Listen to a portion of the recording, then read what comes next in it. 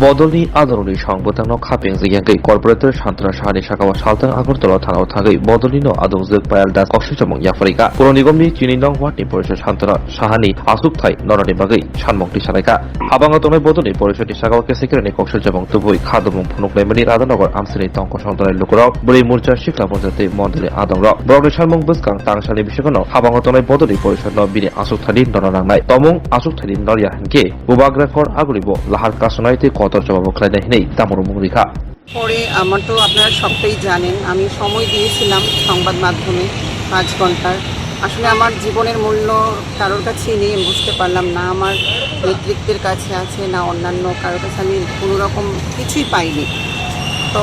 3 দিন সময় দেওয়া হয়েছিল আমাকে বলা হয়েছিল জেলা রাজ্য সভাপতি গতকাল আমার সাথে দেখা করবে আমাকে বলেছিল আমার নেতৃত্বরা এবং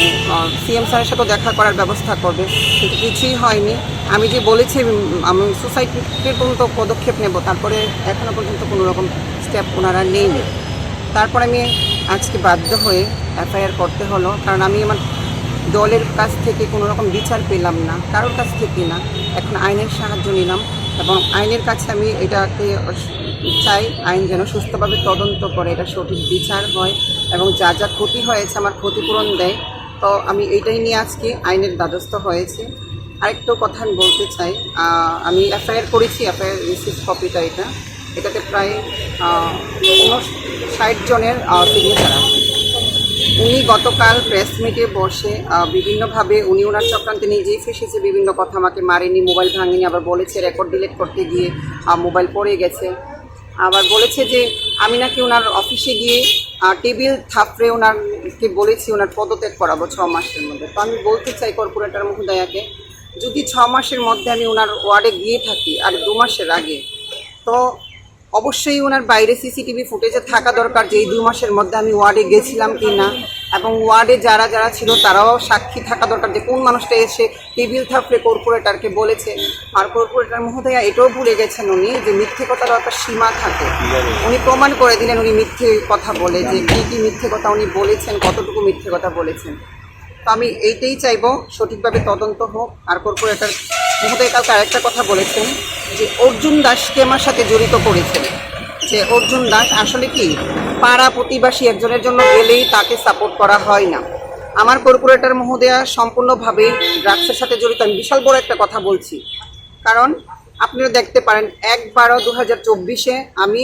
একটা ড্রাগস বিরুদ্ধে একটা আমার এই এলাকা যেন ড্রাগস মুক্ত হয় সেটাকে নিয়ে একটা কমপ্লেন লিখেছিলাম এবং কর্পোরেটর মহোদয়ের কাছে গেছিলাম যে ম্যাডাম আপনি এটাতে নিজ স্বাক্ষর এবং আপনার সাপোর্টে যেন এই এরিকা নেশামুক্ত করতে পারি আপনি সাপোর্ট করুন উনি আমাকে বললেন পায়েল বসো মাথা ঠান্ডা করে আমাকে বসিয়ে বলল যে কি হলো তারা করুক আপনি তো এখন কিছু করো না কাজ আমি তোমার ওয়ার্ডে একটা প্রত্যেক মাসে 10,000 টাকার মতো একটা ব্যবস্থা করে দেবো তারা করুক তুমি এইসবে যাও না কর্পোরেটর মহোদয় নিজেই কইছে তারপর আমি একা এই ড্রাগস মুক্ত অভিযান নিয়ে আমি কমপ্লেন করছি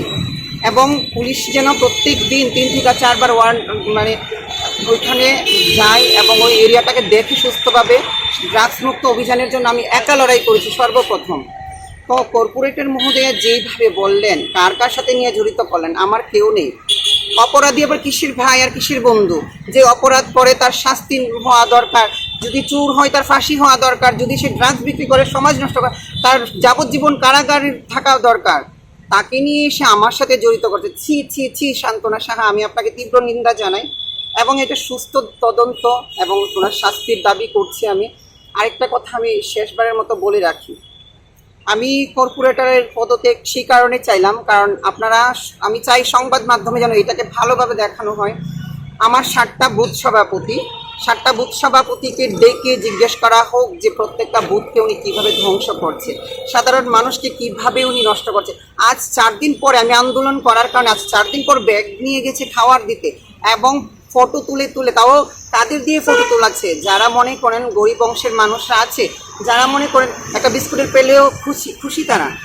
মারপিট খেয়েও ভুলে যায় তাদের হাতে ব্যাগ ধরিয়ে ভিডিও করে বলছে তোমাদেরকে আমি দেখিনি আর এই কর্পোরেটর মহোদয়াকে আমি আবারও মহোদয়া বলে সম্মান করে বলছি আপনি আপনার এই মিথ্যে বলা আগে শিখুন আপনি তো মিথ্যেও বলতে পারেন না কারণ আপনার কথাই আপনি সেই কালকে প্রেস মিটেই অনেক কিছু ধরা পড়েছেন আপনি আমাকে কিছু করেননি বলেছেন রাজ্য নেতৃত্বের কাছে আবার বলেছেন রেকর্ড ডিলিট করার জন্য আপনি আমার হাতে ফোন নিয়েছেন ফোন পরে ভেঙে গেছে সেই কী রকম রেকর্ড আসলো? কারণ আপনি ড্রিঙ্কস করা অবস্থায় ছিলেন, আপনি মদ খেয়ে আমার উপর আক্রমণ করেছেন, সেইটা রেকর্ড আমার ফোনে ছিল, সেটা ডিলিট করতে গিয়ে আপনি এইসব করেছেন কাণ্ড। আর এত সহজে পার পাবেন না, সেই রেকর্ডগুলো আছে। মোবাইল ভেঙেছেন, ভিতরের ডেটা কিন্তু ডিলিট হয়নি। মোবাইল রিপেয়ার হবে, ঠিক হবে, ডেটাগুলোও ভাইরাল হবে মিডিয়ার মাধ্যমে। এটাই বলে আমি সুস্থ তদন্ত চাই, বিচার চাই, ওরা শাস্তি দাবি করছি। এরপরও তদন্তে সুষ্ঠু তদন্ত না হয় তাহলে সুস্থ তদন্ত যদি না হয়, বললাম তো জীবন দিয়ে দেবো, কিন্তু জীবন দিয়ে এখন কিছু লাভ হবে না। কারণ রাজ্যের আইন ব্যবস্থা আমি বুঝে গেছি যে আমি দুবার সময় দিলাম 5 ঘন্টা করে, একজন মানুষ আমার খোঁজ নিল না। আমি আগুন জ্বালিয়ে মরে গেলে হয়তো সুইচ অফ হয়ে যাবে সবটা, নারীদের উপর অত্যাচার চলে যাবে, অপরাধকে তারা প্রশ্রয় দিয়ে রাখবে, কিন্তু আমি অপরাধকে প্রশ্রয় দেবো না। আবারও আমি রাজ্যের মুখ্যমন্ত্রীর দৃষ্টি আকর্ষণ করে বলছি যেন এটাকে সুস্থ তদন্ত করা হয়, ওনার বিচার হয়, এবং এই কর্পোরেটর যদি পদত্যাগ না করে তাহলে রাজ্য কোনোদিন ঠিক হবে না। এবং ওনার থেকে দেখে রাজ্যের হাজারো ভোটার এখন ক্ষুব্ধ হয়ে আছে। আর আমার যদি এই প্রতিবাদের সুস্থ বিচার না পাই আমি, তাহলে হয়তো এই দল, আমি জানি না, আমি দলের জন্য সারা জীবন থাকবো, মোদিজির নিরীক্ষে আমি কাজ করব, কিন্তু হাজারো লোক আমাকে, মনে হয় গত পরশুদিন থেকে হাজারো লোক আমাকে কল করছেন, ম্যাডাম আপনি যদি কিছু করেন, আপনি যদি ন্যায় জাস্টিস না পান, তাহলে হয়তো আমরা এই দলের হয়ে কাজ করব না। আচ্ছা, এই মহিলা, এই যে কর্পোরেটর, ওনার নামে তো আগেও একাধিকবার কমপ্লেন এসেছে। আসলে উনি বরাবর এরকম, আপনি বুঝতে পারেন না, আমি এইটা নিয়ে গেছি এটা সভ্য সমাজের ভালো কাজের জন্য। উনি আমাকে বসিয়ে বললেন 10,000 টাকা করে মাসে দেবে, যেন আমি নেশা বিরোধী যারা তাদের এগেনস্টে কাজ না করি, এই কমপ্লেন যেন জমা না দিই। জিজ্ঞেস করুন, আমি একা এসে এই কমপ্লেন জমা দিয়ে গেছি নেশার বিরুদ্ধে, যেন আমার এই সমাজকে ভালো করা হয়, এই সমাজের ইউথ জেনারেশন যেন সুস্থভাবে চলাফেরা করতে পারে। ওই কর্পোরেটর কালকে আমাকে অপরাধীর সাথে জড়িত করছে, আর এই অপরাধী হলে তাকে ফাঁসি দিন। আইন ব্যবস্থায় যা থাকে তার উইথ এভিডেন্স তাকে শাস্তি দেওয়া হোক। কর্পোরেটর মহোদয়, আপনাকে এখনও বলছি, মিথ্যের আশ্রয় নেওয়া বন্ধ করুন। মিথ্যের আশ্রয় নিয়ে আপনি নিজেই ফেসে যাচ্ছেন। আপনি যে অপরাধ করেছেন, আপনার অপরাধ এখন পরিষ্কার জলের মতো সমাজের মানুষের কাছে, আইনের কাছে, প্রশাসনের কাছে, এবং রাজ্য নেতৃত্বের কাছে, মিডিয়া ভাইদের কাছে। আমি মিডিয়া ভাইদের মাধ্যমে এটা চাই যেন এটা অতি সত্বর এটার বিচার ব্যবস্থা নেয়।